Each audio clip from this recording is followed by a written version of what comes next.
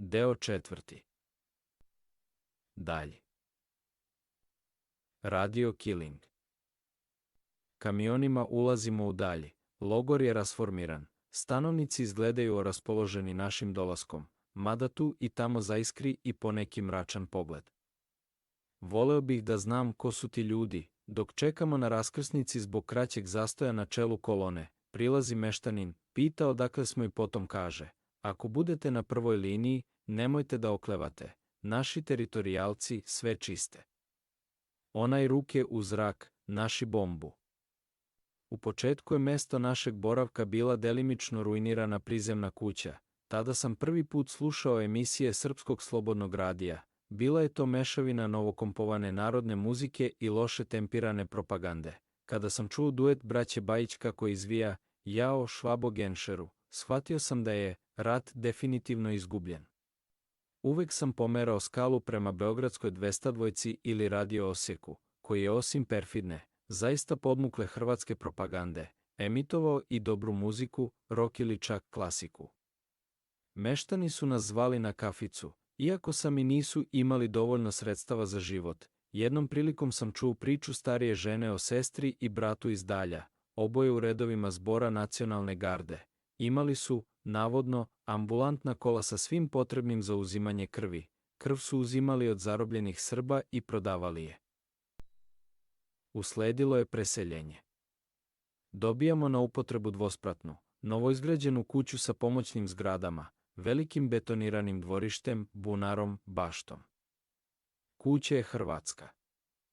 Vlasnici su davno pobegli. Teritorijalci kažu da su bili zenge, svi od reda, da je na krovu bilo snajpersko gnezdo, a u kući municija i eksploziv. Kapija dvorišta je od metala, obijena je automatskim oružjem, automatom iz Drugog svjetskog rata tipa Thompson. Na zemlji leže kratke čaure, godina proizvodnje 1945. Municija iz Drugog svjetskog rata ubija i dalje. I vrata kuće obijena na isti način. Unutrašnjost kuće je prazna, izuzev velikog bračnog kreveta u prizemlju i ozidane kade s bojlerom. Većinu stvari je pokupilo lokalno stanovništvo. Stepenicama ukrašenim mermernim pločama penjem se na krov. Tamo nedostaje par crepova, na podu su kartonske kutije za municiju i zgužvane paklice cigareta. Na malom prozoru, rupa od metka i paučinasta mreža pukotina. Spavamo na takozvanim podmetačima, to je sunđer, obložen gumom, debljine 6-7 cm, položen na goli beton. Negde uspevam ipak da nađem nov meblo dušek. Jedan od vojnika mi priča da je na tom dušeku zaklana baba. Nisam do kraja otkrio da li je to izmislio da me zastraši. Kada pada kiša, sa plafona, tu i tamo, curi. Podmećemo kofe i lavore, čak i šlemove. Imamo vojni generator za struju tako da par sati dnevno radi mali portable TV. Često, gledajući informativne emisije Beogradske televizije, ne shvatamo o čemu to oni pričaju. Artiljerija je zaćutala na Vukovarskom frontu, u toku je zatišje, cvrkuće lepuškasta spikerka, a seizmički talasi putuju ispod poda, stakla zveče ko da je u blizini kamenolom.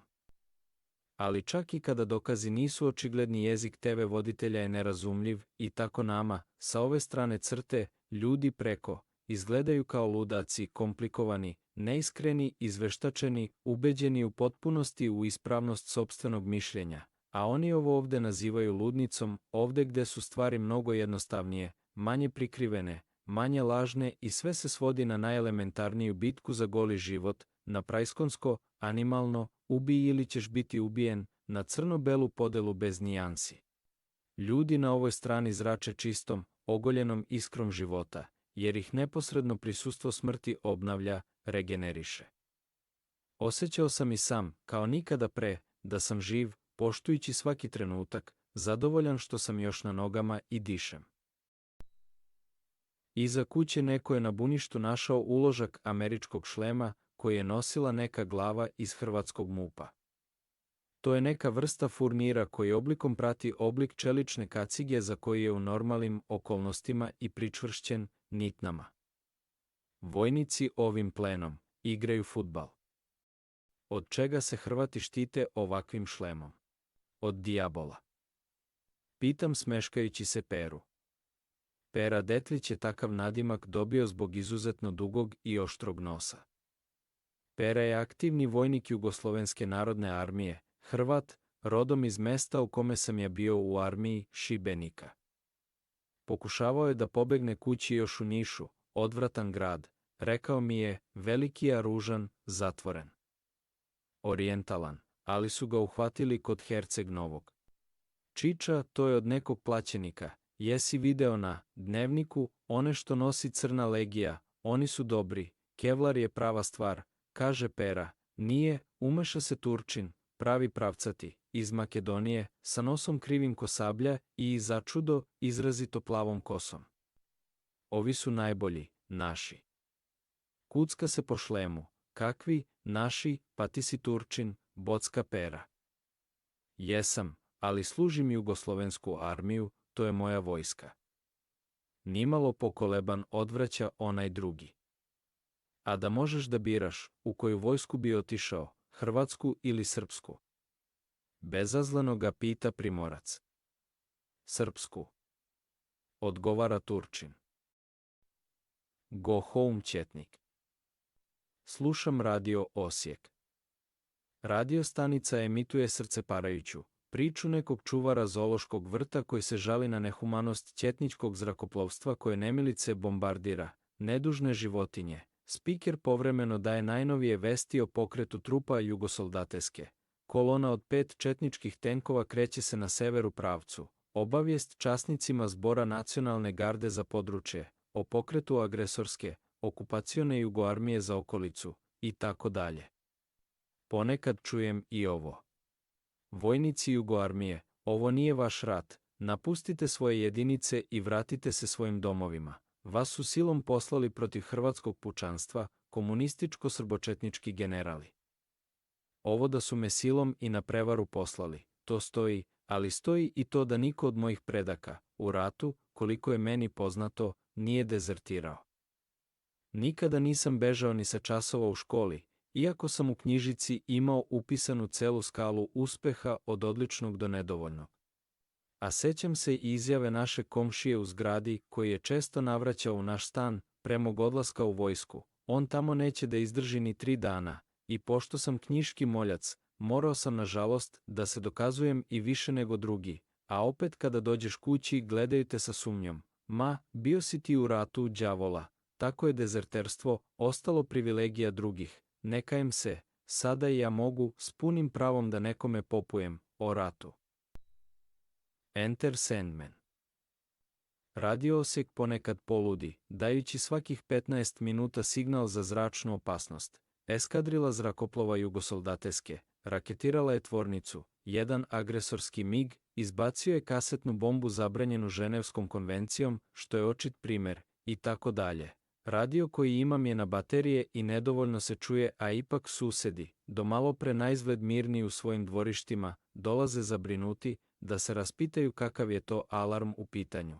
Mora da su im živci svakog dana nategnuti do kidanja kada hvataju zvuke na granici čujnosti. Pomeram skalu. Izbor za hit 202. Čudno je to. Ovde se gine, a tamo biraju hit. Slušam glas i melodiju iz jednog drugog sveta. Metallica, kaže voditelj programa, Enter Sandman. Ovde bi većina da sluša narodnjake. Zvuk heavy metala me podiže. Ova pesma je bila prisutna na radiju često, tokom čitavog mog boravka u Slavoniji. Postala je neka vrsta ratne himne i vrtela se i na našim i na hrvatskim stanicama. Priče specijalaca. Sa kamionom koji doprema hranu stižu odnekud i 2 specijalca, prepoznatljive kamuflažne uniforme. U ono vreme, na početku rata, novina, uniforme sasvim prljave, pohabane, lica umorna i zarasla u bradu. Okupljamo se u njihovoj blizini, slika koja se ne menja već hiljadama godina. Mladi ratnici početnici čekaju priču starih vukova, lovaca na živo meso. Ko će ovo posle nas da čisti, žalosna mu majka, kaže jedan od njih, podižući sa ranca, rđom već nagriženu pušku. Drugi se škrto smeje, puši, odbijajući sa zadovoljstvom kolutove dima. Gadno momci, kaže nam.